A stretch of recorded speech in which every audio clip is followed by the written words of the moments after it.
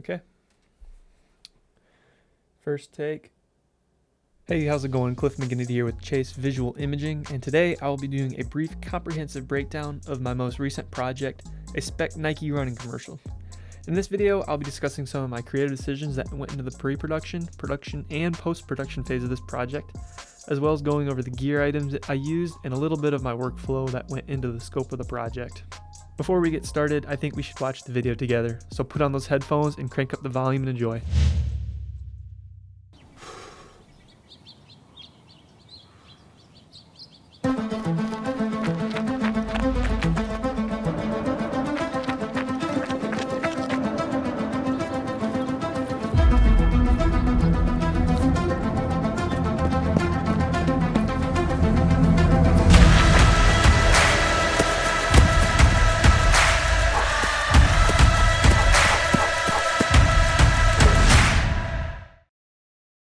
Boom, boom, boom.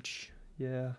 Okay, I think that was sounding pretty good. All right, before we get started, I want to give a big shout out to Braxton for playing the hero in this project. I would not have been able to make this video without him. Just a quick side note, Braxton and I were actually teammates back in the day, back when I ran track and field in college. Thanks, Braxton. All right, first things first. One of my favorite topics, but a topic that doesn't matter too much in the long run, gear. For this video, I tried to keep the gear I used as minimalistic as possible. For the smooth gimbal shots, I used the Canon R7 with a Canon 35mm prime, and which was all being flown on the DJI RS3, so a nice lightweight compact setup. As for the handheld shots, I used the Canon C100 Mark II with a Sigma 24-70. As far as camera settings go, I had both cameras' shutter angles set to 120 degrees to get that cool jittery action look to it.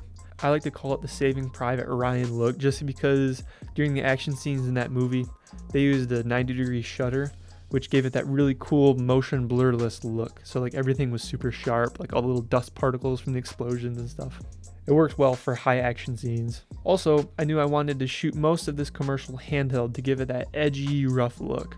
I'm a huge fan of using gimbals, but I definitely use gimbals way too much for most of my projects. I think that's mainly due because of like the safety net reasons. I think a gimbal is a super easy and reliable way to get good shots pretty much no matter what. But here I wanted to get that rough handheld look, which I think turned out pretty well. So diving into the commercial, it opens up with this revolving shot of the hero with no music, just sound effects to set the stage. The main reason for this shot was it was intended to be like right after a rep in a workout, which the remainder of the commercial was all of the work he has put in leading up to this point and paying off. So this shot, chronologically speaking, takes place last, even though it shows up first. The rest of the commercial goes back in time to see him working out, which then leads us to the training scenes.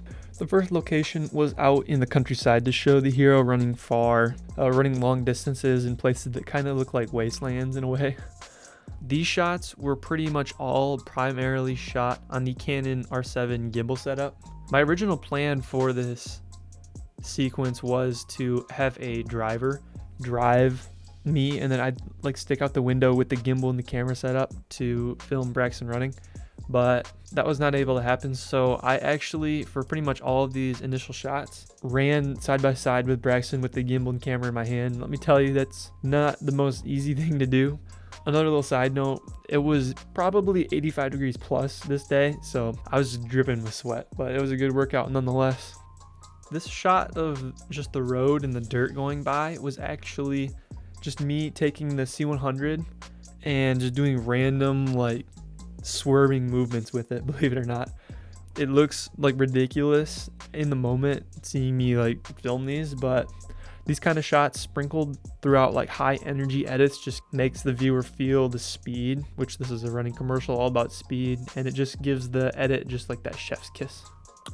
All right, moving forward, these shots right here, so of the hero running along with the gimbal in like underslung mode, and then the track just whizzing by with the camera super low on a super low angle, was my way of meshing the two scenes together. If you watch that and pay attention slowly, it goes by pretty quick, but the camera follows a similar motivated movement, and it just makes it easier for the eyes to follow, especially when these cuts are so fast paced as they are. So it's a really good seamless way to mesh locations in this instance, or pretty much any scene.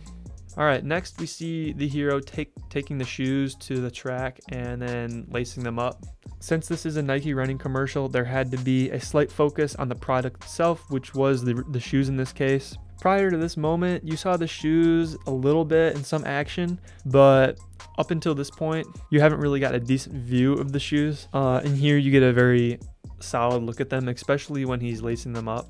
My thought was to at least do that effect where you see something, but you don't really see it because in this case, it's moving by so quickly. And then you see it up close and slower, and you're like, oh, and you get that moment of like familiarity. I don't know how to say that word, but you know what I mean. Yep, and then you see the shoe and the product up close, and you're like, oh, and then light bulb clicks, and you click the two moments together. At this moment, you can hear the music ramping up for what would be considered Act 3 if each act only consists of 10 seconds. The music tracks for this video were all sourced from MusicBed. However, I actually stitched together 3 separate songs to make one full track for this video. So there was the intro song, and then the bell toll song, and then this final part. Stitching together songs is always a creative way to make your soundtrack slightly different than other people's. It's kind of hard to do. You have to mesh like beats and rhythms and everything like that. I'm not a music person, so I kind of just eyeball it.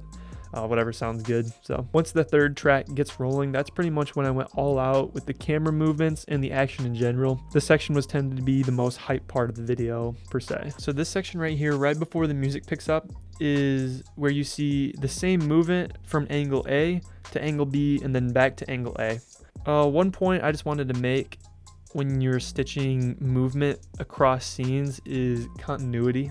When you make cuts like this that go from like camera A to camera B and then back to camera A and it showcases the same movement, it is absolutely critical that you line up the movements as close as absolutely possible to keep that continuity, not making any weird jumpy moments. So right here, you see the hero pull up to the starting line, and when it switches to camera B, the second angle, notice that left foot is in motion, and it's still in motion for this one, for this second shot, and then it goes back to A, and he takes right off. Keeping continuity like that is kind of difficult, but it's another little thing that a lot of people miss, and if you can get that part nailed down, your videos will be just this much better. Next, we have more of this cool drive-by footage that just makes it look like he's going super, super fast.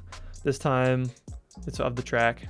And you can put like cool whooshing sound effects like I did in this one, and it just makes it look like he's going crazy fast. Moving on to the shots where it shows him running on the football field and then doing sit-ups. Kind of a rule of thumb that I go by, and this is definitely not accurate information, just how I like to do things, but I try to compress the background as much as I can no matter what. I think that almost yields a more cinematic shot for most of my work. So for most of my work, I like to live anywhere in like the 35 to 85 millimeter focal range. It's just, I don't know, I just like it. It's my style. So this shot here where I have the hero running off of the curve, I brought out the gimbal for one last shot just because it looks more like NASCAR to me when the camera is steady and the action really drives the feeling of speed for these running shots especially.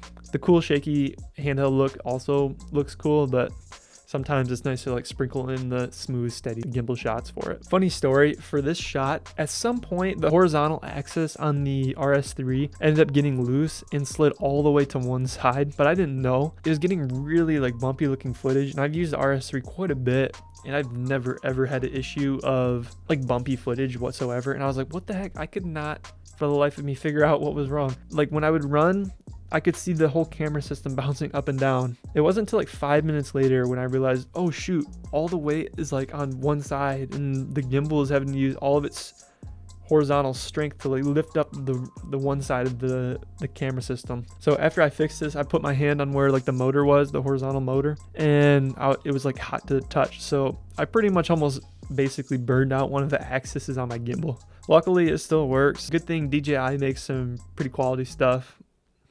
So yeah. Lastly, we have this final shot where the hero crosses the line and is pretty much spent. In the edit, I made a point to time up the part where he takes that last lunge step to slow down and where his arms all come down all at the same moment and then cut immediately afterwards. Just a side tip, if the video ends in a super satisfying way, such as ending on the hit of a beat, as in my case an example, it leaves a very good taste in the viewer's mouth and they go, ooh, okay, that was pretty good. I like that video. But if you don't end it in a super satisfyingly way, I don't know if satisfyingly is a word, but if you don't end it in a super satisfyingly way, regardless of how good the video is, there's a chance that the viewer could have kind of forgotten in a way how cool everything was that they saw prior, and they're just like, oh, okay, that was all right. But yeah, just a little something I noticed. All right, that's all I got for you guys today. I hope you guys enjoyed. I hope I gave you guys some insight and a little bit of tips and tricks that you can take along with you and apply to your future projects. Again, I'm still very early on in my filmmaking career, and I work day in and day out to improve my craft. Never stop learning, and you will eventually get to where you want to be. I promise you guys that. Just remember, the number one way to get better is to go out there in the real world and create something. And I hope I inspired you guys to do just that. I'll catch you guys in the next one. Peace.